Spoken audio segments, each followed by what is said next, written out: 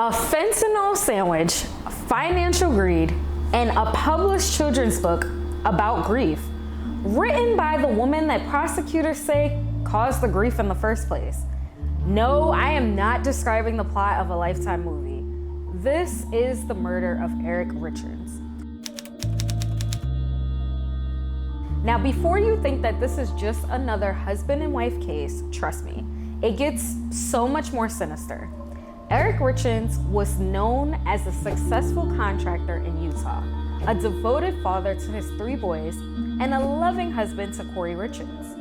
In 2013, the two got married and built what looked to be a blissful life together. They worked in real estate, built homes, invested in property, and from the outside looking in, they seemed to just have it all. I mean, who would not want that? A successful marriage, a shared successful business, building wealth together. Like, honestly, that just sounds like the American dream. Until it became a nightmare. See, what nobody saw coming was that the foundation of their marriage had become flipping just as the properties that they owned were also being flipped. Something to note about this case, appearances could be very expensive.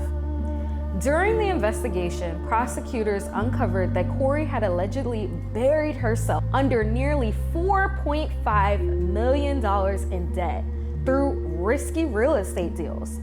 They say that she forged documents, secretly obtained loans, and used Kouri's finances without his knowledge. Kouri's spending was so obnoxious that they alleged that she was spending big racks, which was money that she just didn't have. That was all the money that Kouri worked hard for. According to prosecutors, Kouri just was not about to let that happen. Honestly, he sounds like my dad. He allegedly changed his will, removed Kouri from one of those life insurance policies that he's had, because of course he had plenty, reduced her role in the real estate planning, and quietly started to begin protecting himself. Little did he know, he should have been protecting something else that was just as valuable, his own life. Because according to prosecutors, Kouri had a problem.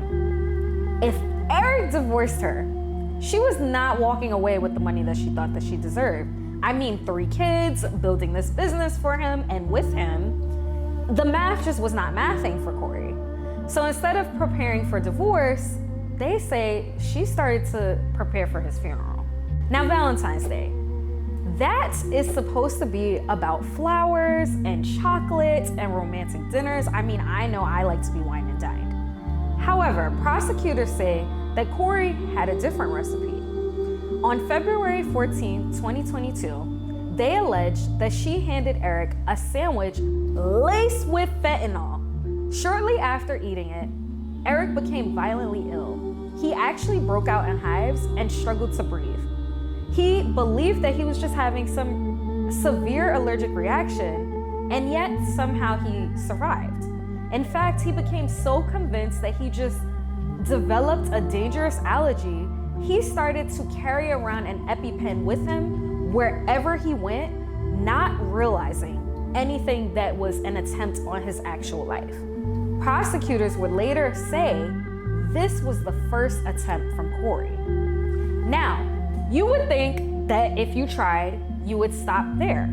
Unfortunately, Kouri is, if I don't succeed, I'm going to try again. A few weeks later, on the evening of March 3rd, 2022, the couple celebrated after Kouri closed a major business deal. More money. 1 drink, and that's all it took. Prosecutors say Kouri served Kouri a Moscow Mule secretly mixed with fentanyl. Around 3:20 a.m. the next morning, Kouri called 911 saying that she found Kouri cold and unresponsive in their bedroom. Kouri Richins was pronounced dead at just 39 years old. Kouri, however, stepped into the spotlight. Just over a year later, she appeared on Good Things Utah promoting a children's book she had written called Are You With Me? A book she said that was meant to help her 3 sons process the loss of their father. The investigators started to dig deeper. They uncovered deleted text messages with the man accused of supplying the fentanyl.